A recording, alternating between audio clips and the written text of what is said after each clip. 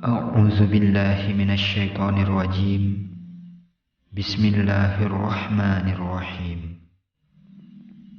السلام عليكم ورحمة الله وبركاته.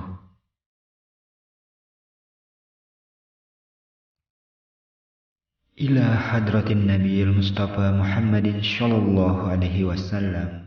الفاتحة.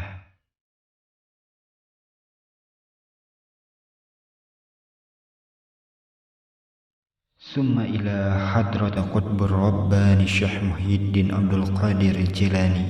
الفاتحة.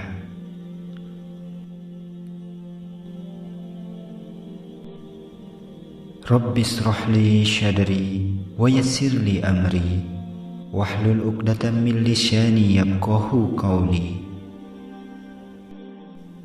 Zuhud itu merupakan karunia yang baik, karena jika tidak, tak seorang pun yang sanggup berzuhud terhadap bagian-bagian yang diberikan kepadanya. Orang mukmin adalah orang yang tidak rakus dan tidak tergesa-gesa.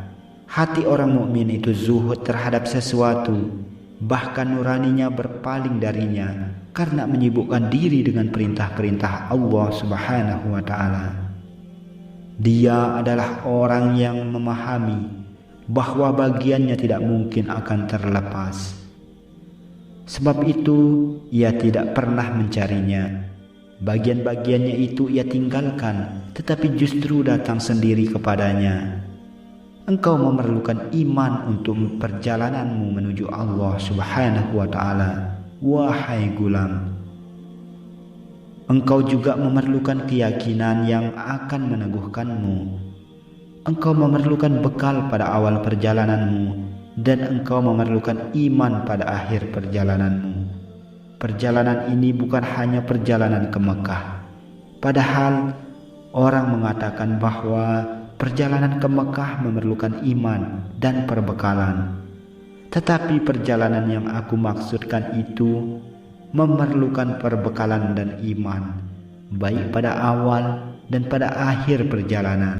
Ketika Sufyan Ats-Tsauri rahmatullah alaih mula-mula mencari ilmu, ia mengantongi uang 500 dinar untuk keperluannya selama belajar. Ia berkata bahwa tanpa uang tersebut dirinya akan merepotkan orang lain.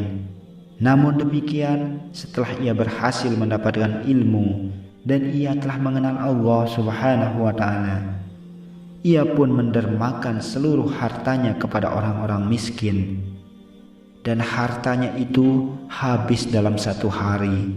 Dan ia berkata, andai kata langit berubah menjadi besi, dan langit pun tidak menurunkan hujan, dan bumi berubah menjadi batu, dan tidak menumbuhkan tanaman, kemudian aku kebingungan dalam mencari rezekiku, berarti ketika itu aku telah menjadi kafir. Jika imanmu belum kuat, engkau mesti bekerja dan menempuh asbab. Kemudian engkau dapat berpindah dari asbab kepada al-musabbib, atau yang menjalankan sebab. Pada awalnya, para nabi alaihissalam adalah orang-orang yang bekerja, bahkan mengharuskan diri mereka bekerja mencari asbab pada permulaan usahanya. Tetapi pada akhirnya mereka menjadi orang-orang yang bertawakal di awal dan di akhir. Secara syariat dan hakikat, mereka mengumpulkan antara usaha dan tawakal. Janganlah engkau meninggalkan bekerja dan bersandar pada apa yang ada di tangan orang lain dan berharap pada mereka. Wahai orang yang terhalang, agar engkau tidak mengkufuri nikmat takdir, dan agar Allah Subhanahu wa taala tidak murka dan menjauhimu. Orang yang berharap kepada manusia karena meninggalkan bekerja akan memperoleh azab dari Allah Subhanahu wa taala. Ketika Nabi Sulaiman alaihissalam kehilangan kerajaannya, beliau disiksa dengan 5 hal.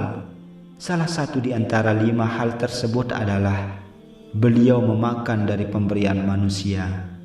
Pada saat masih memiliki kerajaan, beliau bekerja dan makan dari hasil pekerjaannya. Allah Subhanahu wa Ta'ala pernah memberikan kesulitan kepada beliau, yakni beliau dikeluarkan dari kerajaannya dan jalan rizkinya pun dipersempit, sehingga beliau makan dari pemberian orang. Selama 40 hari beliau mengalami penderitaan seperti itu karena peribadatan seorang wanita di dalam rumahnya. Adapun tentang keadaan para wali, mereka adalah orang-orang yang tidak pernah terputus dari kesusahannya. Mereka adalah orang-orang yang tidak pernah meletakkan bawaannya. Dan mereka adalah orang-orang yang tidak pernah sejuk air matanya.